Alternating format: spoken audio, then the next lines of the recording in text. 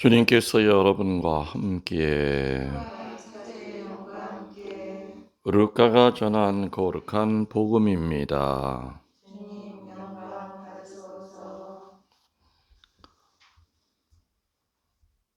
1장 1절에서 4절, 4장 14절에서 21절까지의 말씀입니다. 우리 가운데서 이루어진 일들에 관한 이야기를 엮는 작업에 많은 이가 손을 대었습니다. 처음부터 목격자로서 말씀의 종이 된 이들이 우리에게 전해준 것은 그대로 엮은 것입니다. 존귀하신 테오필로스님, 이 모든 일을 처음부터 자세히 살펴본 저도 귀학계 순서대로 적어드리는 것이 좋겠다고 생각하였습니다. 이는 귀학께서 배우신 것들이 진실임을 알게 해드리려는 것입니다. 그때 예수님께서 성령의 힘을 지니고 갈릴레아로 돌아가시니 그분의 소문이 그 주변 모든 지방에 퍼졌다. 예수님께서는 그곳의 여러 회당에서 가르치시며 모든 사람에게 칭송을 받으셨다. 예수님께서는 당신이 잘 아신 나자렛으로 가시어 안식일에 늘 하시던 대로 회당에 들어가셨다. 그리고 성경을 봉독하려고 일어서시자 이사야 예언자의 두루마리가 그분께 건네졌다. 그분께서는 두루마리를 펴시고 이러한 말씀이 기록된 부분을 찾으셨다. 주님께서 나에게 기름을 부어 주시니 주님의 영이 내 위에 내리셨다. 주님께서 나를 보내시어 가난한 이들에게 기쁜 소식을 전하고 잡혀간 이들에게 해방을 선포하며 눈먼 이들을 다시 보게 하고 억압받는 이들을 해방시켜 내보내며 주님의 은혜로운 해를 선포하게 하셨다. 예수님께서 두루마리를 말아 시중드는 이들에게 돌려주시고 자리에 앉으시니 회당에 있던 모든 사람의 눈이 예수님을 주시하였다. 예수님께서 그들에게 말씀하기 시작하셨다. 오늘 이 성경 말씀이 너희가 듣는 가운데서 이루어졌다. 주님의 말씀입니다.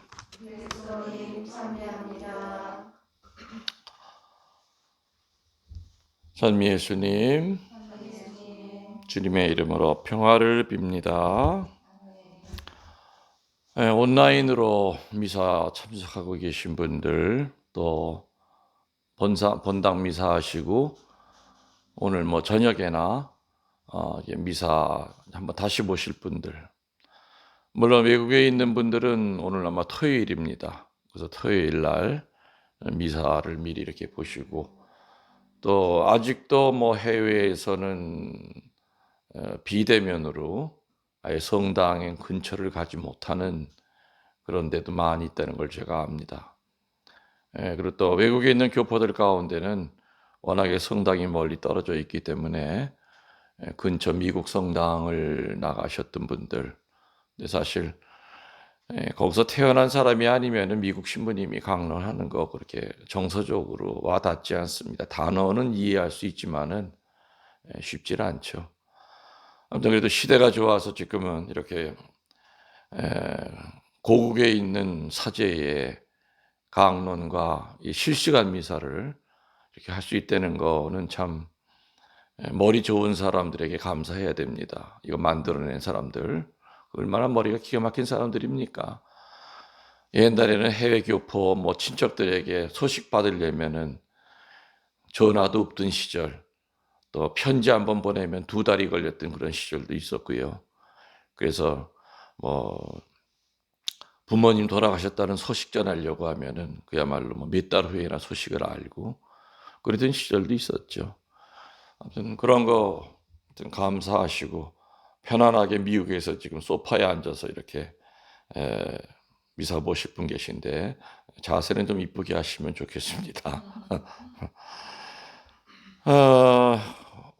오늘 아무튼 방역 수칙에 맞춰서 어, 네 분이 이렇게 좀 참석하고 있습니다. 근데 오늘 아마 오늘 미사하시는 분들은 희한하네. 사람은 있는 것 같은데 어떻게 뭐 입당성도 안 하고 뭐 이게 뭐 장절도 뭐 신부님이 하라고 하니까 하고 이게 어리버리하나. 예, 어리버리하신 분들만 오셨습니다. 아, 해설을 해본 사람이 없기 때문에 아예 괜히 그 생전 처음 하는 해설하다가 미사 망치지 말고 일독서 이독서나 똑바로 하랬는데 그것도 제대로 못하네요.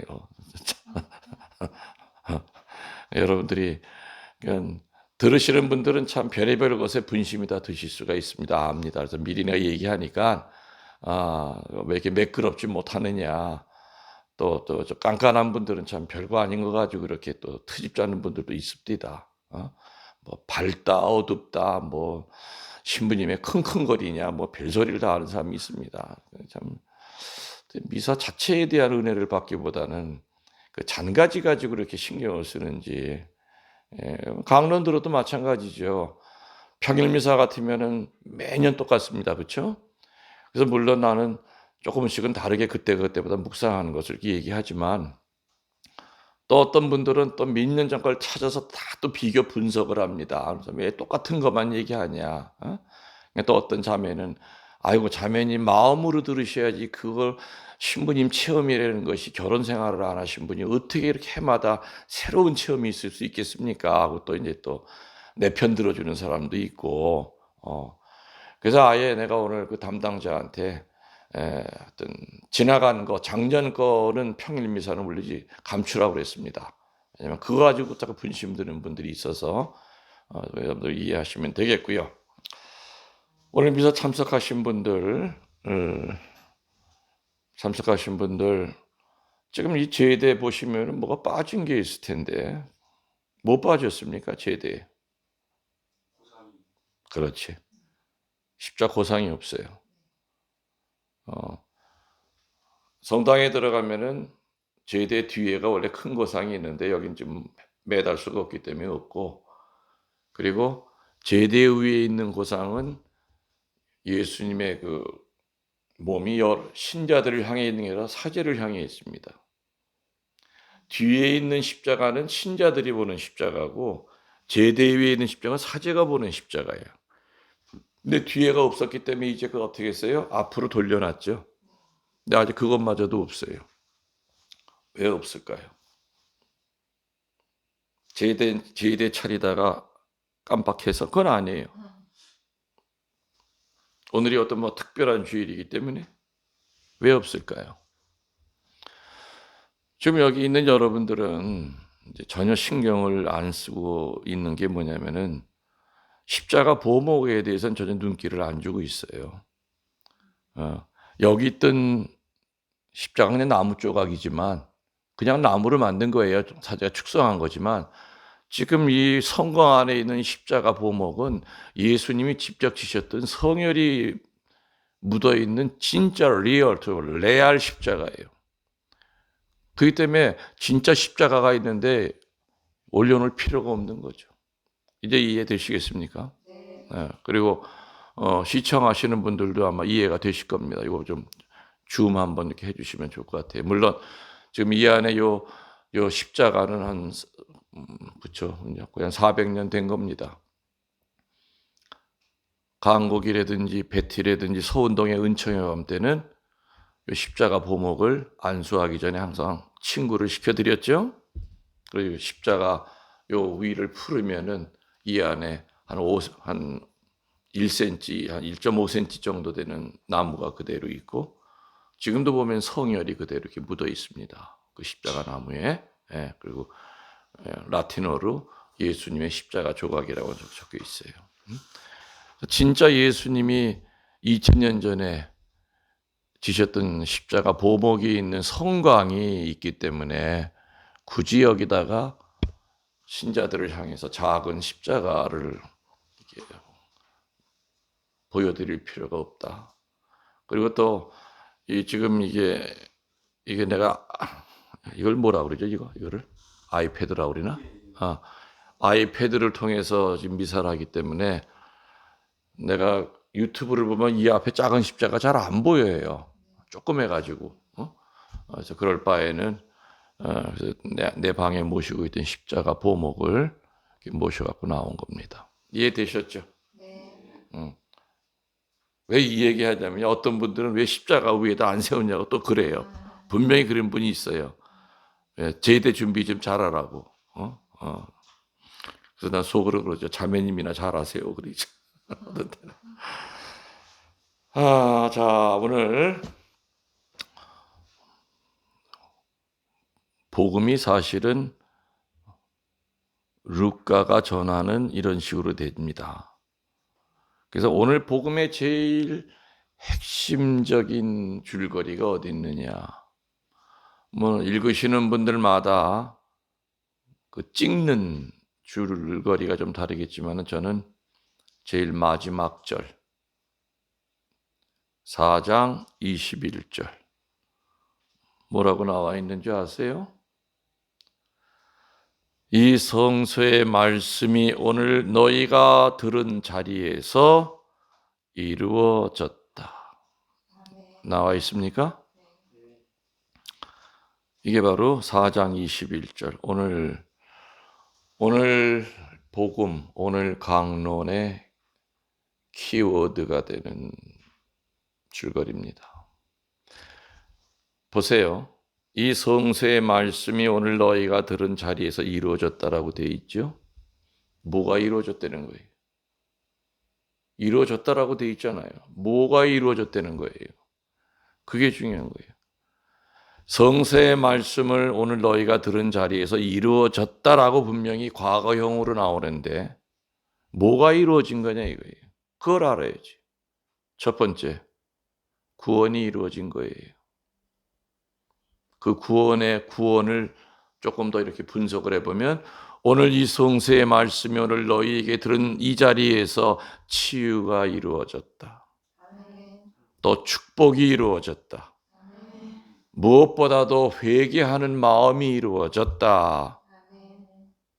이게 오늘 예수님이 맨 마지막에 앞에 있는 긴 얘기를 전부 다 싸잡아서 아주 에센스로 얘기하신 게 바로 오늘 내가 한 말이 너희들 앞에서 이 회당에서 한 이 말이 오늘 이루어졌다. 아마 그거 듣는 사람은 저 사람이 뭘 이뤘다는 거지? 궁금했을 거예요. 뭐 이루어졌다고요? 구원이 이루어졌다. 그 구원의 내용은 뭐라고요? 치유, 또 뭐? 축복, 회개가 이루어졌다. 그래서 우리들이 성경을 이렇게 읽고 묵상할 때는 예수님의 입장에서 가장 힘주어서 얘기한 부분이 어디 있는가를 이렇게 생각하면서 읽으면 묵상하기가 더 쉬워져요. 그냥 무조건 그냥 또 어떤 귀절은 그 중심을 보기에 이렇게 분심이 되는 건 지워버리는 거예요. 다 날려버리고 정말 엑기스처럼 그래. 예수님이 이 부분은 정말 강조하셨다. 그 단어라든지 줄거리가 있어요. 그죠? 이거 찾아내는 것이 굉장히 중요하다는 얘기죠. 세례를 받으시고 제일 먼저 하신 일이 오늘 뭐였습니까? 지금 얘기한 대로 말씀 선포였어요. 세례를 예수님이 받으신 다음에 제일 먼저 하신 일이 제자들을 끌어모으는 게 아니었어요. 맞죠? 말씀 선포였어요.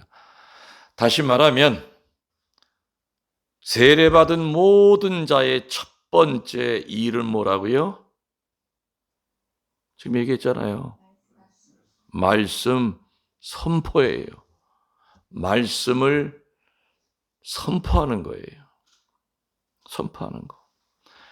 그래서 사제의 의무 중에 가장 중요한 의무가 뭐냐? 환자 방문하는 게 아니에요. 성당 짓는 게 아니에요. 강론 준비 철저히 해서 준비된 강론을 통하여 성책계로 인도해 줘야 돼요.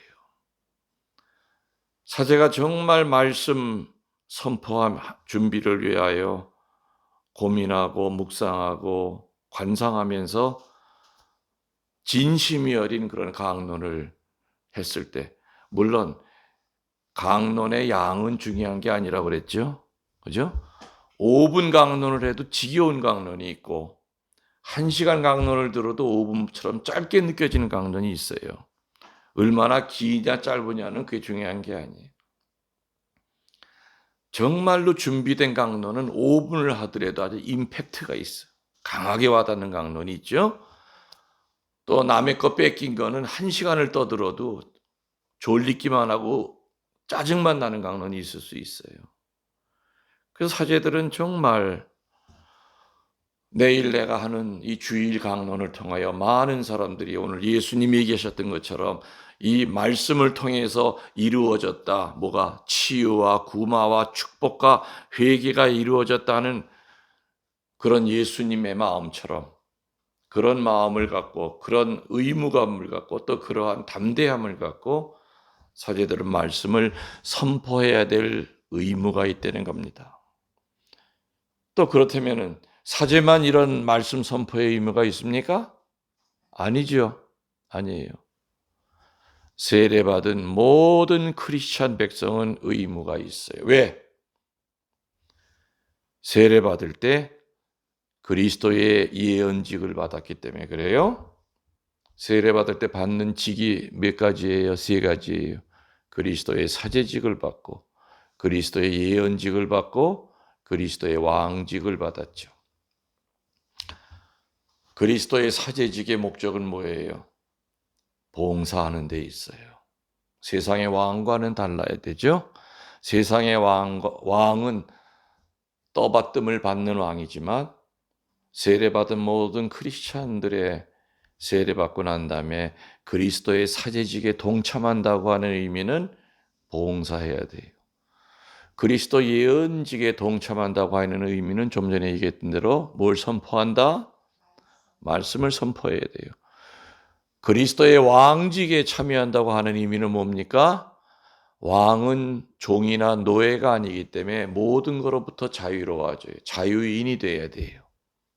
그래서 세례받은 모든 하느님의 백성은 이 3가지의 직분의 불리임을 받은 사람이기 때문에 그 중에서도 특별히 2번째가 바로 예언직을 받았기 때문에 사제만 말씀 선포의 직무가 있는 것이 아니라 일반 신자들도 있다 이 얘기죠. 이해가 되십니까?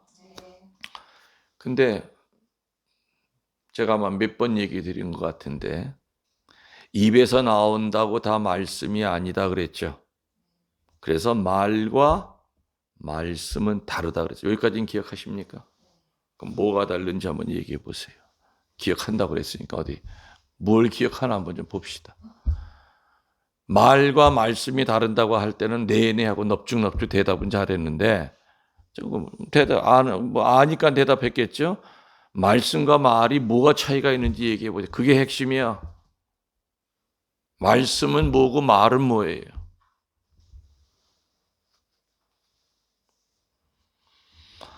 하, 10시간 기다려봤자 뭐 나올 말은 아니니까 내가 다시 한번 얘기 드리면 말씀은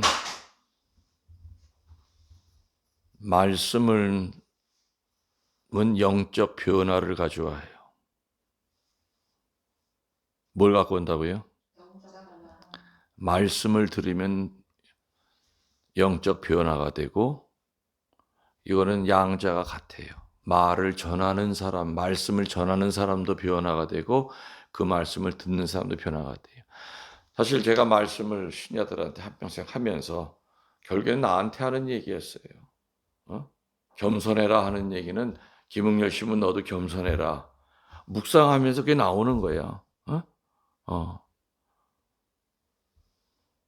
포기해야 된다. 그건 결국엔 나한테 하는 얘기예요. 그 때문에 말씀을 선포한다고 하는 것은 듣는 사람만 변화시키는 게 아니라 본인이 변화가 돼야 돼요. 이게 말씀의 첫 번째 힘이에요. 본인도 변하고 듣는 사람도 변화시키는 거. 2번째 말씀의 그 특징은 뭐냐? 수많은 사람들이 말씀을 듣고 치유가 돼요. 치유가 돼요. 댓글 달고 싶어도 못 다는 사람 많죠. 댓글 달아서 하느님께 받은 이렇게 은혜를 표현하고 싶어도 망설이는 사람 참 많을 거예요. 근데 그 표현을 못했다 하더라도 정말 말씀을 듣고 혼자 눈물을 흘리고 회개하고 상처 치유받았고 신부님 강론 매일 들을 때마다 내가 점점 그래도 부족하지만 신앙인으로 종교인이 아니라 신앙인으로 조금씩 내가 바뀌었다. 1년 전에 나와 1년 동안 듣고 난 다음에 내가 지금 많이 인내성도 길어지고 참을성도 길고 또 담대해지고 이 치유예요. 그래서 말씀은 삶을 변화시켜요. 말씀은 그 자체가 힘이 있기 때문에 어두운 힘이 아니라 아주 밝은 힘이 있죠. 그리고 말씀은 우주를 변화시켜요. 우주. 창세기에 보면은 빛이 생겨라 하니 생겼다. 그 뭐 가지고 생기라고 그런 거예요? 말씀으로. 그렇죠? 야훼 하느님이 말씀으로 빛 생겨라, 별 생겨라 하니까 말씀 가지고 그냥 그대로 이루어졌어요. 그래서 말씀은 우주를 변화시킬 정도로 큰 힘이 있어요. 우주가 너무 광대하다면 세상을 변화시킬 정도로 큰 힘이 있는 것이 말씀이에요. 세상이 변화가 돼요. 내 가정이 변화가 돼요. 말씀을 들으면. 내가 말씀을 듣고 이쁘게 변하니까 어떻게 됩니까? 남편도 이쁘게 변해요. 내가 말씀을 듣고 인내심이 생기니까 그전 같으면 집안 식구끼리 그 조금을 참지 못해서 싸우던 것들이 일단 내가 변하니까 가족들이 바뀌어요. 이게 바로 말씀입니다. 예? 그 말은 뭐예요?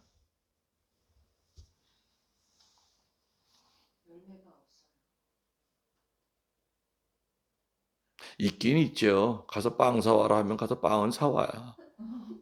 그 열매지. 열매는 결과는 있어. 근데 지금 얘기한 이게 반대로 생각하면 되는 거예요. 영적 변화가 안 생기고 치유가 안 생기고 삶이 변화가 안 되고 세상이 안 바뀌고 내 가정이 안 바뀌고 우주가 안 변해요. 말은 사전적인 의미로 말은 그냥 지식 전달이에요. 상황을 전달하는 거예요. 나 배고파. 이건 말씀이에요, 말이에요. 그래요. 미사 끝나고 뭐 먹을까? 이건 말이야. 다른 거예요. 상황 전달밖에 안 돼요. 자, 그런데 오늘 복음에 이러한 말씀을 통해서 이런 것들이 이루어지려면 오늘 예수님 반드시 아까 얘기한 대로 열매를 맺으려면은 제일 중요한 게 뭐냐? 오늘 예수님이 얘기하셨죠. 성령의 도우심을 받아야 된다고 오늘 복음은 가르쳐요. 성령의 도우심을 받아야 된다. 그래서 예수님도 거기 복음에 뭐라고 나옵니까? 성령의 능력을 가득히 받고 나서야 회당에서 말씀을 선포하셨다라는 말이 나오죠. 집에 가서 찾아보세요. 나올 거예요. 신학생들을 이제 신학교에서 제가 이제 가리킬 때 그 전에 특히 설교 쪽에서 많이 묻죠. 신학생들만 아니라 사제들도 오시면 어떻게 하면은 명강론을 할 수 있습니까? 어떻게 하면은 신부님처럼 쉽게 그리고 지치지 않고 길게 강론하실 수 있습니까? 어떤 때는 5분 강론하는 것도 너무 힘들대요. 이해는 돼요. 그 책상에 하루 종일 앉아 있어도 10분을 이렇게 채우기가 힘들대. 사제들이 다른 사제를 제일 부러워하는 건 뭘까요? 잘생긴 사제를 부러워할까요? 키가 큰 사제를 부러워할까요? 뭐예요? 그렇죠. 그건 어쩔 수가 없어. 왜? 사제의 첫 번째 의무이기 때문에. 주교님들도 항상 사제들 훈화할 때는 사제들 정말 첫 번째 의무가 말씀 선포다. 우리 주교님은 그렇게 강조해요. 딴 주교님들은 어떨지 모르지만은 항상 사제들 그건 우리 주교님 되게 이뻐. 말씀 선포하고 그리고 또 드물지만은 가끔 마귀 얘기도 좀 해주고. 어, 어. 근데 뭐 나중에 알고 보니 그 주교님도 제 강론 듣고 악마에 대한 얘기를 듣고서는 그 하셨다 뭐 그런 얘기를 후문으로 제가 들었어요. 우리 주교님도 지금도 제 강론을 유튜브로 들으세요. 어떤 때 깜짝깜짝 놀래요. 그 전에 사석에서 만나면 신부님 그저께 강론 참 은혜 받았어요. 깜짝 놀래요. 어? 얼마나 고마운 일입니까? 그죠? 성령이 함께 하시지 않는 자의 입에서 나오는 말은 그냥 말이지 말씀이 아니에요. 그래서 아까 좀 전에 얘기했듯이 신학생들을 내가 가르칠 때 어떤 신부님들이 신부님 그 비법 좀 알려주세요. 신부님 참 쉽게 하십니다. 그래서 네가 보기에 쉬운 것 같지 나는 정말 피땀을 흘려가면서 평일 강론, 주일 강론을 준비하네. 그렇게 공이 많이 들이신 겁니까? 당연하지. 사제 강론이 그 말씀이 명강론이 되어 아까 얘기한 대로 영적 변화를 가져오게 하고 치유를 시키게 하고 가정을 변화시키고 세상을 변화시키려면은 좋은 강론이 되려면은 저는 아마 이것도 언젠가 얘기한 적이 있을 거예요. 기억들을 못 하실 뿐이지. 네 가지의 조건이 필요하다. 스테파노 혹시 기억나요? 강론 기억 안 나요? 네 가지만 갖춰져 있으면은 정말 좋은 강론으로서 이제까지 얘기했던 그런 그 변화를 갖고 오게 만들어요. 근데 영향을 제일 덜 주는 것부터 끝에서부터 얘기하면은 뭐냐? 네 번째부터 얘기하면은 선천적인 게 있어. 어떤 집안은 말 잘하는 집안이 있어요. 어떤 집안은 다 벙어리랑 비슷해. 말 못해. 에? 그런 것도 선천적인 거죠. 목소리가 나쁜 것보다는 좋은 게 훨씬 나은 거예요. 허스키하게 그냥 모래 굴러가는 소리보다는 부드러운 목소리, 또 때로는 힘이 있는 목소리, 가는 목소리, 여자 같은 목소리보다는 어느 신부님들은 그런 목소리도 있어요. 이런 건 선천적인 거예요. 근데 이거는 영향을 주는 제일 마지막이에요. 목소리가 적어도 요즘은 이 기계의 도움을 받아서 얼마든지 자기 목소리를 크게 만들 수 있어요. 그죠? 있어요. 세 번째 게 뭐냐? 네 번째 게는 뭐라고요? 선천적인 게 조건이 갖춰지면은 음, 모든 면에 있어 참 저 신부님 참 타고났다. 아우 보니까 그 동생들도 말 잘해. 뭐 이런 집안 있잖아요. 네 번째 영향을 제일 덜 줘. 이렇게 DNA가 좋아도 그걸 쓰지 않으면 다 묻혀요. 맞죠? 그다음에 세 번째가 뭐냐? 후천적인 노력이 필요해요. 후천적인 노력은 뭐냐? 준비해야죠. 그러니까 난 지금도 신학생 때부터 그 모은 스크랩 기사 같은 거 다 잘라서 오래서 다 붙여 놓고 그때 내가 그거 할 때 다른 신학생 그걸 왜 그 잘라 가지고 이렇게 공책에다 노트에다 붙여 놓니? 다 나중에 필요할 것 같아. 다 필요하죠. 책을 읽다가 정말 이건 신자들한테 잘 해서 좀 전해 주고 싶다 하는 거는 다 적어 놓죠. 이런 것들. 이런 것도 전부 다 후천적인 노력이에요. 또 예를 들어서 발음. 여러분들 아나운서들이 하는 발음은요. 마지막 했습니다까지 정확히 전달이 돼요. 여러분들 제 강론 들으면 말꼬리 흐리는 거 거의 없죠? 네. 정확히 전달이 되죠? 네. 그래서 우리 은퇴한 선배 신부님 한 분도 제가 이렇게 강론을 보내드리는데 귀도 살짝 좀 잘 안 들리세요. 그래서 라디오도 이렇게 좀 크게 하는 것까지 보내드렸는데 항상 그분은 아유 김 신부 어떻게 말이 이렇게 똘똘하게 들리냐 이거예요. 예. 어. 근데 이거 내가 태어날 때부터 이렇게 말을 똘똘하게 아니에요. 신학교에서부터는 혼자 연습했어요. 발음 안 되는 것은 입에다가 볼펜 물고 그 발음 나올 때까지 수천 번을 난 반복했어요. 그리고 내가 한 거 워크맨에다 녹음해 가지고 내가 어떤 발음이 이상하게 그냥 잘 안 될까? 음? 본인이 확인해 가지고 그런 작업이 필요한 거죠. 여러분들 아나운서 취직했다고 바로 텔레비전에 못 나오는 거 알죠? 아나운서 실장한테 얻어 맞아가면서 훈련 받아요. 거기서 뭐가 조금 잘못되면은 아예 취직만 했지 뭐 기상캐스터밖에 못 해요. 아, 기상캐스터 또 하시는 분들도 죄송합니다. 그게 아니라 아무튼 그 말 취소입니다. 하긴 기상캐스터들은 뭐 따로 시험을 본다고 그러더라고. 그뭐 분야가 다르다고 그러더라고. 어, 그러니까 앵커 자리를 이제 누리지 못하는 거죠. 발음이 부정확한 사람은. 음. 이게 후천적인 노력이 끝에서 두 번째, 세 번째예요. 그리고 이제 두 번째는 뭐냐? 명강류 되려면 체험이 있어야 돼요. 뭐가 있어야 된다고요? 체험. 근데 모든 사제가 다 많은 체험을 할 수가 없죠. 뭐 나 같으면은 다른 신부님들이 생전 한 번도 못 해본 체험을 난 정말 많이 해봤잖아요. 그러니까 그 체험을 표현할 때 뭐라고 그래요? 우스갯소리로 산전, 수전, 지상전, 공중전, 화생방전까지 겪었다 이렇게 얘기합니다.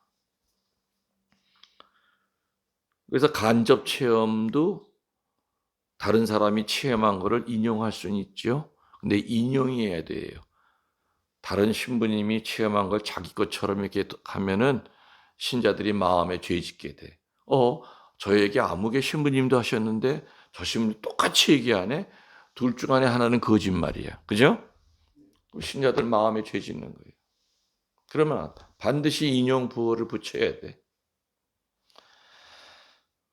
오래전에 마산에 내가 피정을 시켰어요. 그때 체육관에서 성령 기도, 성령 대회를 했죠. 그리고 저녁에 거기 회장님들이랑 밥을 먹는데 어느 회장님이 용감하게 시모님 오늘 이 시모님이 얘기하신 어떤 그 얘기 가운데 동생 신부님이 얘기한 거랑 똑같은 게 있대.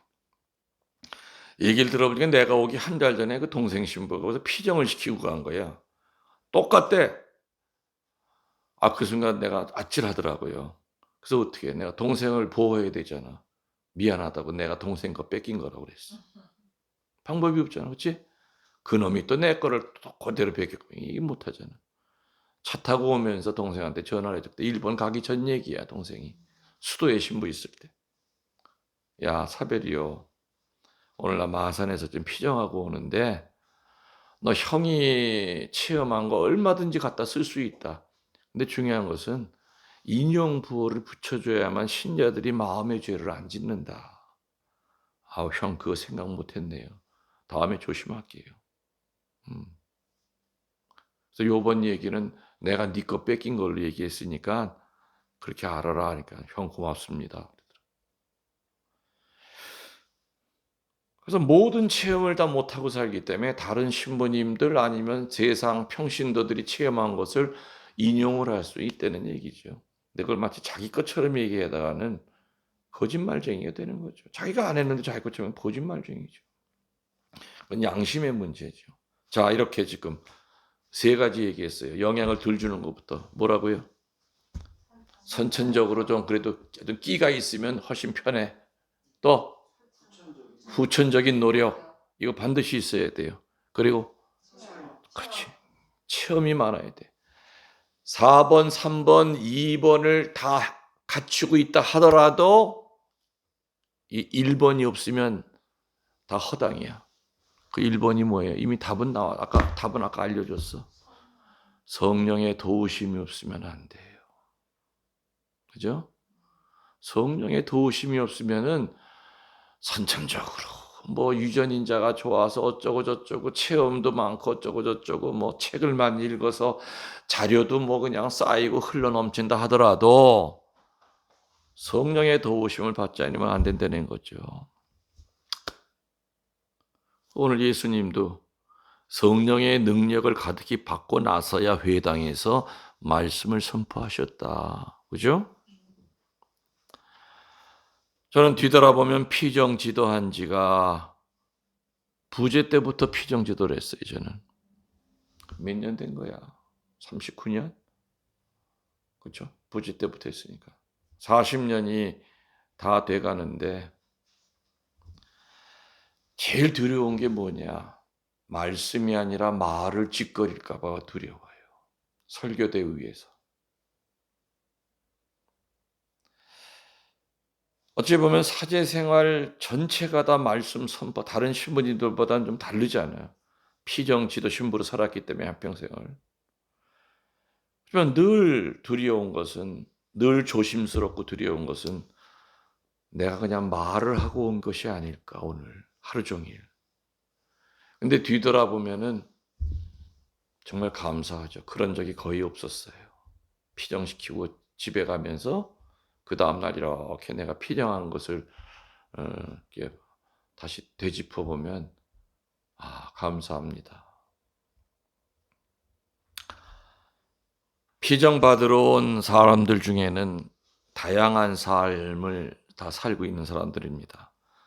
이런 사람들 앞에서 지식을 전하는 것이 아니기 때문에 성령이 도와주시지 않으면 그야말로 말장난이요, 지식 전달이요, 영적 변화를 못 시킵니다. 아멘. 그래서 저는 늘 평일 강론, 복음 읽기 전, 주일 강론도 마찬가지고 늘 말씀을 선포하기 전에 짧게 기도합니다. 한 번도 기도 안 한 적 없어요. 그 기도가 뭐냐? 성령이시여 제 입술을 가지소서. 저는 입만 벌려드리겠습니다. 항상 그 기도로 시작해요. 그래서 성령이 지켜주신다는 걸 알기 때문에 어떤 때는 그 미사 들어가기 전까지 그냥 몸살이 나고 그래도 내일 하루 종일 피정해야 되는데 몸 컨디션이 안 좋아도 하는 거예요.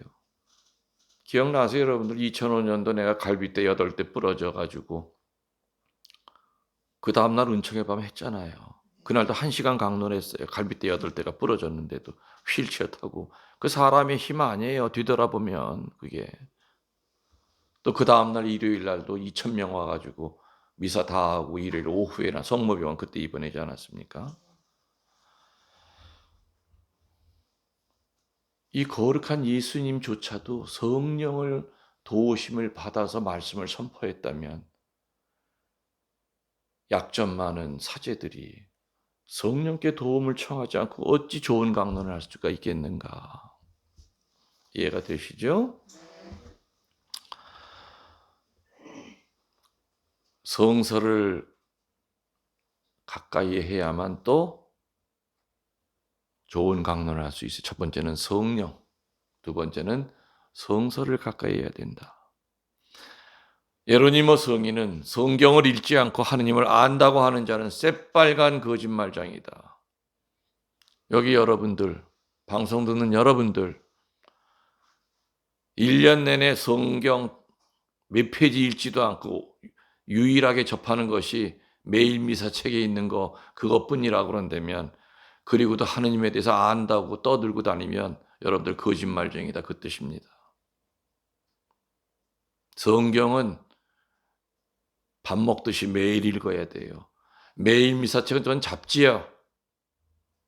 제가 서운동 성당에서만 못했지 진천서부터 가안곡서부터 다른 본당 신자들이 오면 놀랬던 것이, 와, 여기는 다 성경책을 들고 오네.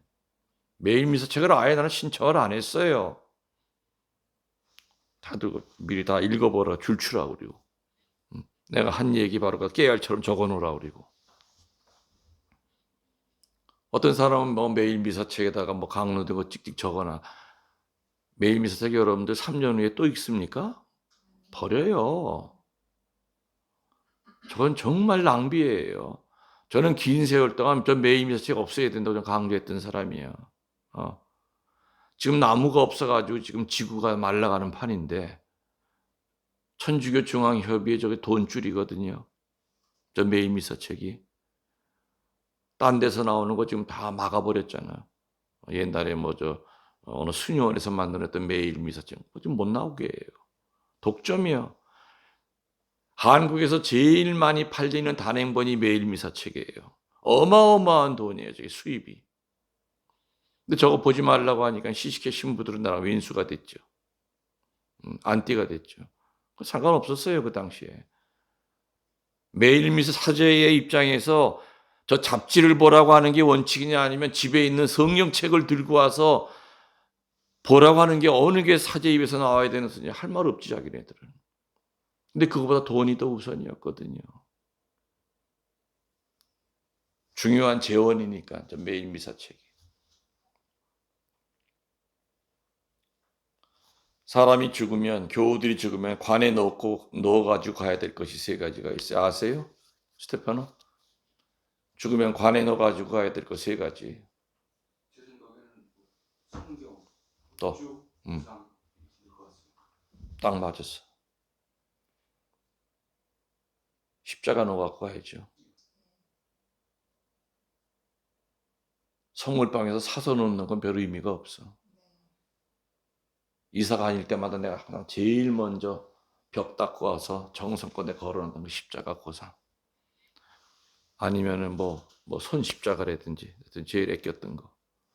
그거 놓고, 그 다음에 내 손때가 묻어서 다 몇 번 수리했던 묵주.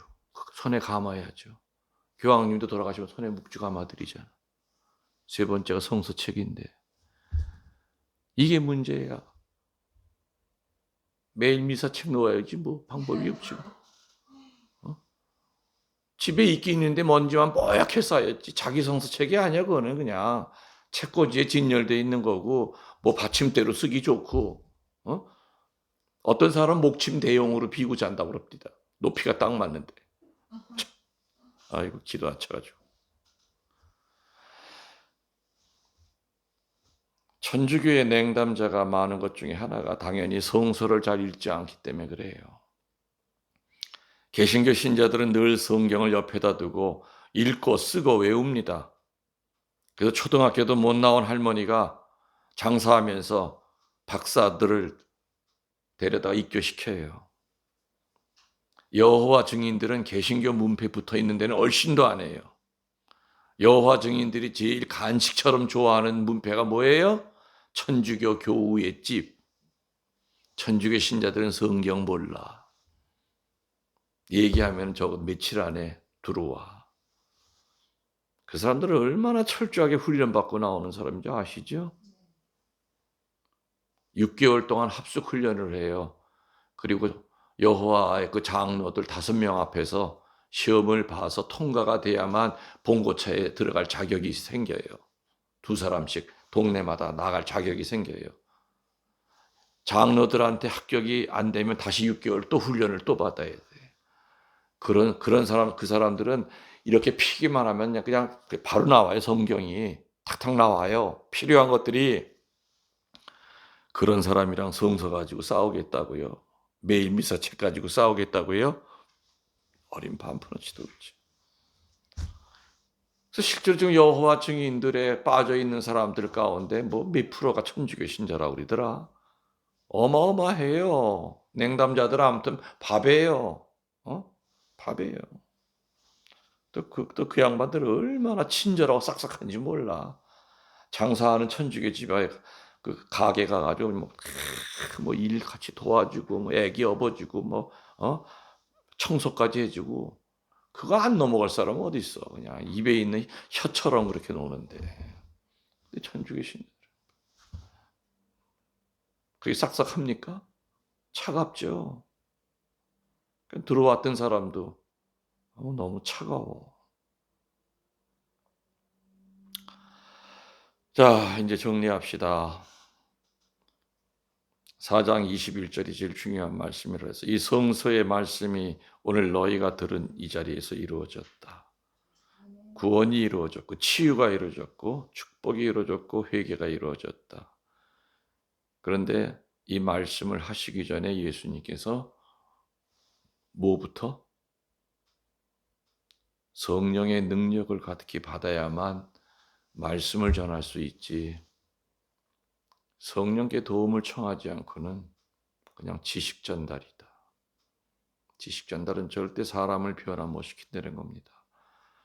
그래서 이렇게 말씀을 성령의 도움을 받아 전해야 될 사람은 사제만이 아니라고 그랬죠. 분명히 평신도들도 예언직을 받았기 때문에 사제와 똑같은 그런 마음으로 성경을 읽을 때 말씀을 선포할 때 성령께 도움을 받아야 된다는 거 명심하도록 합시다. 여러분들 감곡에 오랫동안 계셨던 가밀로 신부님의 말을 대신하겠습니다. 저는 여러분들 만나기 전부터 사랑했습니다. 아멘. 우리들의 신앙을 고백하겠습니다. 전능하신 천주성부 천주의 창조주를 저는 믿나이다. 그 외아들 우리 주 예수 그리스도님